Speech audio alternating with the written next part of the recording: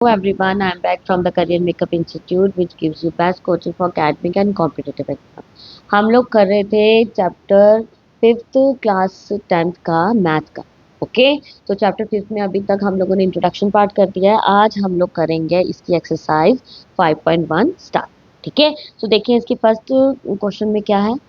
वो बोल रहा है in which are the following situation does the list of numbers involve make an arithmetic progression and why. आपको बताना है कि किस इनमें से जो फॉलोइंग सिचुएशंस आपको देंगे इनमें से कौन से नंबर्स जो है वो इन्वॉल्व यानी बनाते हैं आपका अर्थमेटिक प्रोग्रेशन और क्यों बनाते हैं। ठीक है, तो पहले पार्ट में उसने क्या बोला है, उसने बोला है the taxi fare after each kilometre when the fare is rupees 15 for the first kilometer and rupees 5 for each additional। अगर आपने टैक्सी का फेयर जो है हर किलोमीटर में, ठीक है, पहले किलोमीटर में आपको 15 रुपये देना ही देना है। फिर आगे फर्दर जितना जाओगे एक एक किलोमीटर आपको 8 रुपीज एक्स्ट्रा पे करते जाना है। ठीक है, तो इसका पहले मैं लिख लेती हूँ, बनाने की कोशिश करती हूँ एपी। ये हो जाएगा जैसे आपका, मैं लिखूंगी fare for 1 kilometre is equals to 15। ठीक है, 2 किलोमीटर के लिए कितना हो जाएगा, 15 प्लस 8 इज इक्वल्स टू 23। उसी तरीके से 3 किलोमीटर के लिए कितना हो जाएगा, 15 plus 8 plus 8 is equals to 31। ठीक है, 4 किलोमीटर के लिए 15 plus 8 plus 8 plus 8 is equals to 39।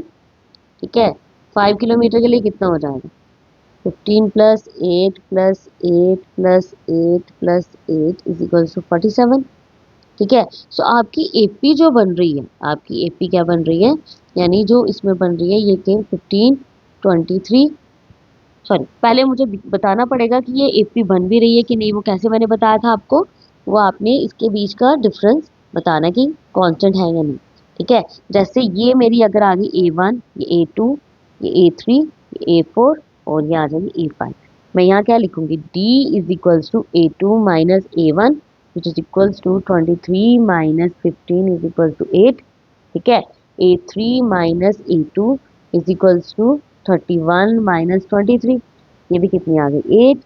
तो A4 minus A3 is equal 39 minus 31 is equals to 8। तो A5 minus A4 is equal to 47 minus 39, ये कितना आ जाएगा आपका 8। देखो आपका कॉमन डिफरेंस जो है वो कैसे सेम आ रहा है, सब में आ रहा है ना, सब में सेम। मैंने क्या बताया था, जहाँ पे सब में सेम आ जाए आपका कॉमन डिफरेंस तो वो क्या बनाती है आपकी, वो बनाती है एपी। तो आप यहाँ लिखोगे एपी इज इक्वल्स टू 15 23 31 39 और 47 बन रही। आपका कॉमन डिफरेंस कितना आ रहा है, आप कॉमन डिफरेंस लिखोगे, common difference is same, so therefore it is an AP. ये क्या बना रही है, एपी। आपने सिर्फ इतना बताना था अर्थमेटिक प्रोग्रेशन बना रही है, क्यों बना रही है, क्योंकि उनके बीच का डिफरेंस जो है वो सेम। क्लियर, ये आ गया आपका फर्स्ट पार्ट क्वेश्चन नंबर 1 का। सेकंड पार्ट देखते हैं क्या है। सेकंड पार्ट है the amount of air present in a cylinder when A vacuum pump removes 1/4 of the air remaining in the cylinder eight A time. कहता amount of air present जितनी भी होगी cylinder में, जब हम लोग वैक्यूम पंप को रिमूव करते हैं ना सिलेंडर में हवा भरने के बाद, ठीक है, तो 1/4 of the air remaining in the cylinder eight A time, वहाँ पे उसको सिलेंडर में कितनी हवा रह जाती है, उसकी कैपेसिटी का पूरा 1/4। ठीक है, तो सबसे पहले हमें ये पता होना चाहिए कि वॉल्यूम कितना था सिलेंडर का, कितनी हवा गई होगी उसके अंदर। ठीक है, तो सबसे पहले लेट कर लेती हूँ मैं यहाँ लिखूंगी let the volume of cylinder.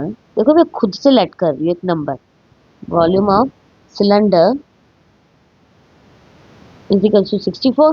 ठीक है, अब 1/4 उसने बोला है इसका, सो मैं 64 का 1/4 अगर करूँ तो ये कितना आ जाता है, 4 1 ज़ा 4, यहाँ पे बचा 2 और 6 ज़ा 24। ठीक है, ये आ गया 16।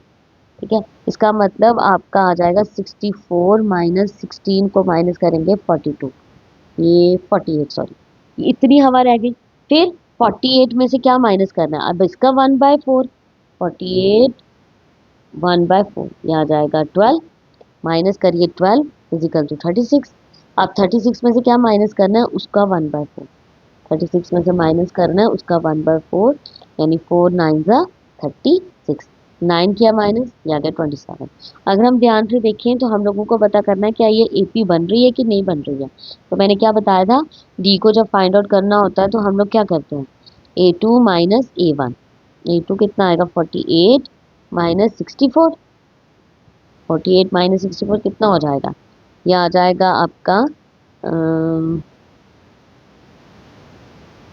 सॉरी 48 माइनस 64 कर रही हूँ, 64 माइनस 48 करना है तो ये आ जाएगा आप लोगों का -16। ठीक है, इसी तरह से A3 माइनस A2 करेंगे, ये आ जाएगा 36 माइनस 48, ये कितना आ गया -12। देखो यहाँ पे आपका डिफरेंस जो है दो टर्म्स का वो सेम नहीं निकल रहा है, सो आपका जो हम लिखेंगे common difference, difference is not same,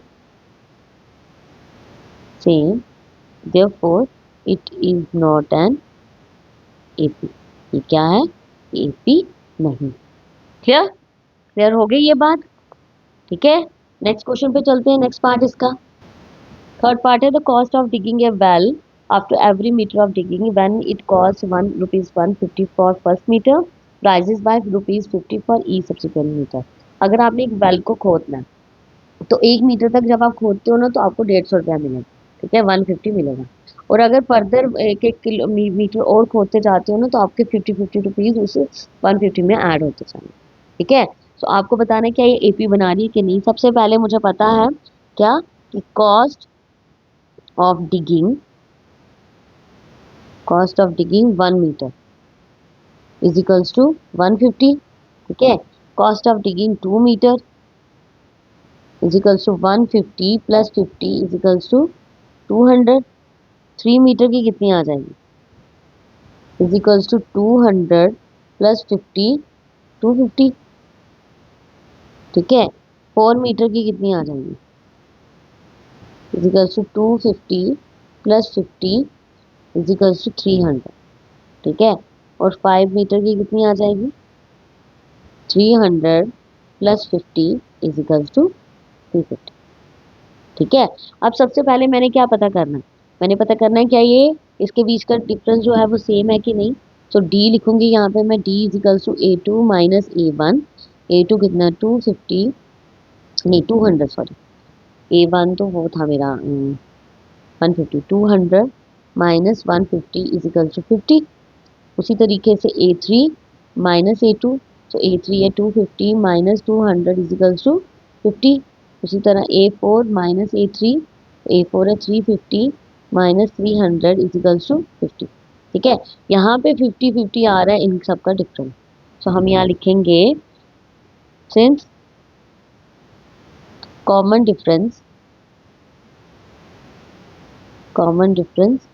is same therefore it is an AP।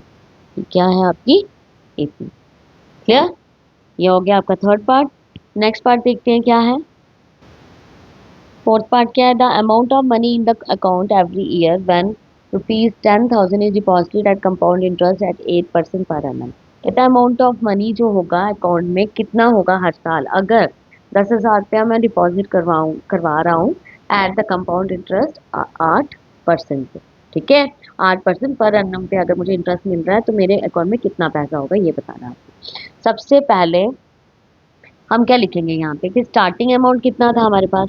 ठीक है, लेट तो यहाँ करने की जरूरत नहीं क्योंकि उसने दिया हुआ है हमें 10,000 था। स्टार्टिंग अमाउंट था मेरे पास ₹10,000। ठीक है, 10,000 था, आफ्टर 1 ईयर, 1 साल के बाद कितना हो गया, आफ्टर 1 ईयर लगाइए 10,000 के ऊपर 8% का इंटरेस्ट, ये बन जाएगा आपका 800, यानी 10,000 प्लस 800 इज इक्वल टू 10800। ठीक है, उसी तरीके से आफ्टर 2 ईयर्स, तो आफ्टर 2 ईयर्स का कितना बन जाएगा, आपने उसी 10800 के ऊपर लगाना है, तो ये हो जाएगा 11664। ठीक है, अब ये ए निकल गया, ये A2 निकल गया, ये A3 निकल गया। डी निकालने की कोशिश करते हैं हम लोग। डी सेम है, मैं लिखूंगी A2 minus A1 is equal to 10800 minus 10,000 is equal to 800। ठीक है, उसी तरीके से 11664 माइनस 10800, इसको माइनस करेंगे तो कितना आता है? ये आता है 864। ठीक है, तो यहाँ पे तो कॉमन डिफरेंस सेम नहीं आ रहा है ना, तो आप यहाँ क्या लिखोगे? Since common difference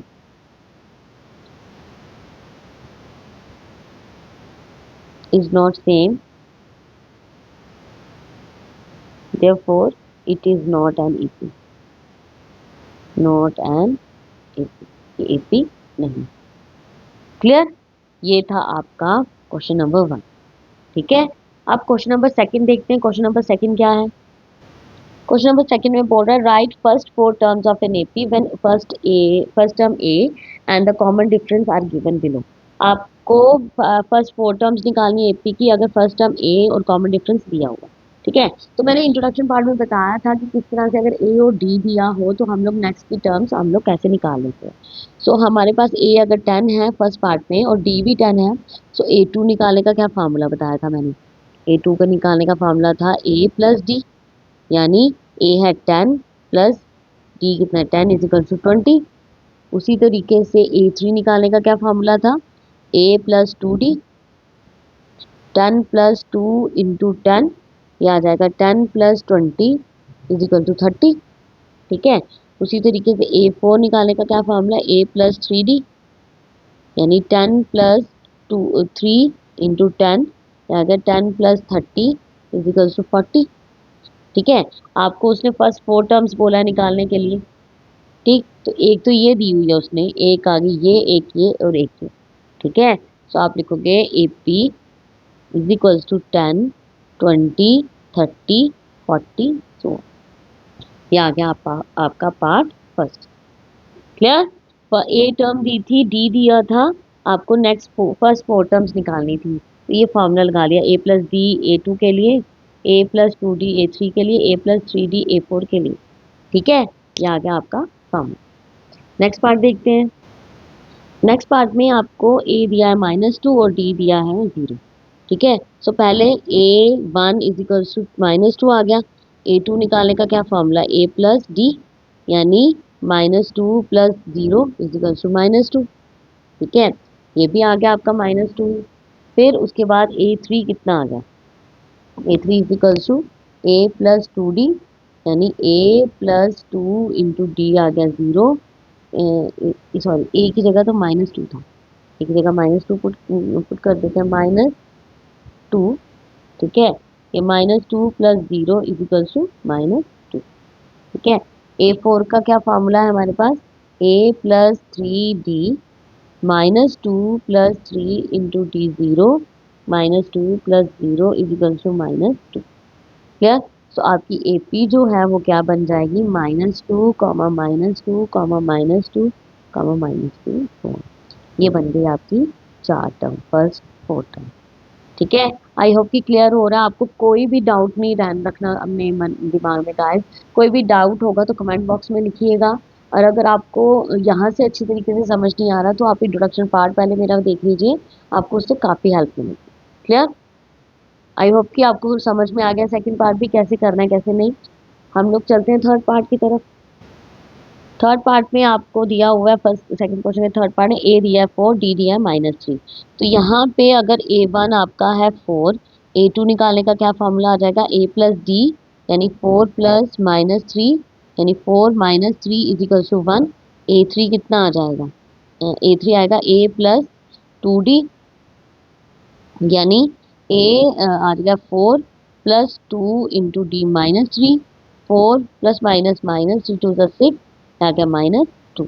so A4 कितना निकल जाएगा? A प्लस 3D, यानी 4 प्लस 3 इंटू डी आ गया -3, 4 प्लस माइनस माइनस 9, ये आ गया -5। क्लियर? सो आपकी जो है नेक्स्ट AP क्या बन जाएगी? आपकी आपकी AP बन जाएगी 4 4, 1, -2 -5 सो। ठीक है, ये था आपका पार्ट थर्ड। अब पार्ट फोर्थ देखते हैं क्या है उसमें। फोर्थ पार्ट में आपको ए दिया है -1 और डी दिया हुआ है 1/2। ठीक है, यानी A1 आपका आ जाएगा -1 और डी आ गया 1/2। सो A2 का क्या फार्मूला था, A प्लस डी, यानी A आ गया -1 और डी कितना 1/2। इसके नीचे कुछ नहीं, 1 एलसीएम ले लेते, 2 -2 + 1 = -1/2 प्लस माइनस माइनस -1/2।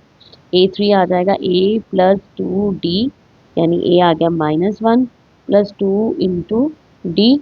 ठीक है, आ गया -1 + 2/2। इसको काट भी सकते हो आप, यहाँ पे काट दो। ठीक है, अगर यहाँ पे कट गया तो यहाँ पे आपका आ जाएगा +1। ठीक है, माइनस प्लस माइनस = 0। सो A4 कितना आ गया आपके पास, A + 3D, यानी -1 + 3 इंटू 1/2। ये आ गया -1 + 3 1 3 2। ठीक है, ये आ जाएगा 2 -2 + 3, आ जाएगा 1/2। क्लियर।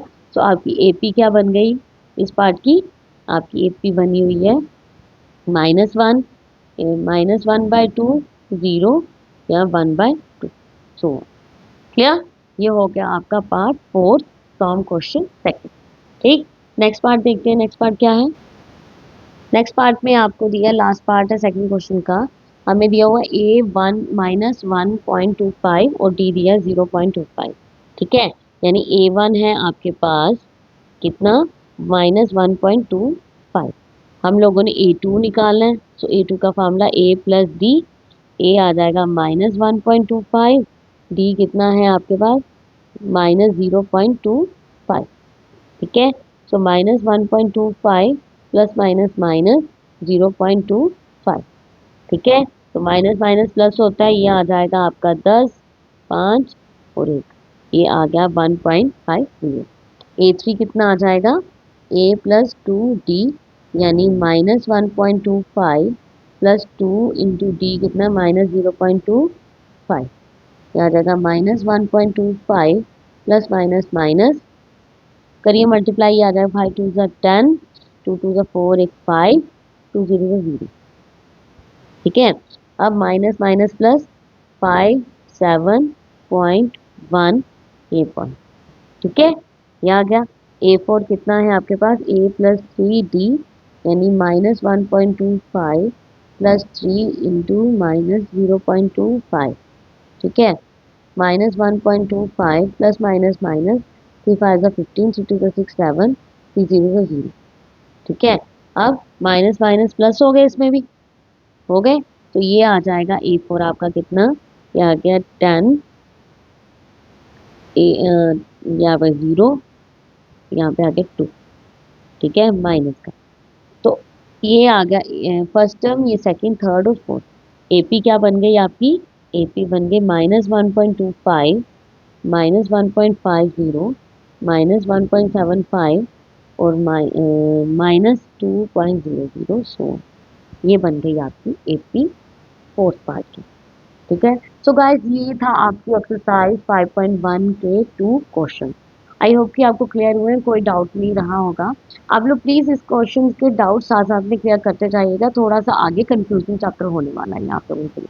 ठीक है, तो मैं बहुत जल्द मिलूंगी आपके साथ नए क्वेश्चन को लेके। Till then bye and take care.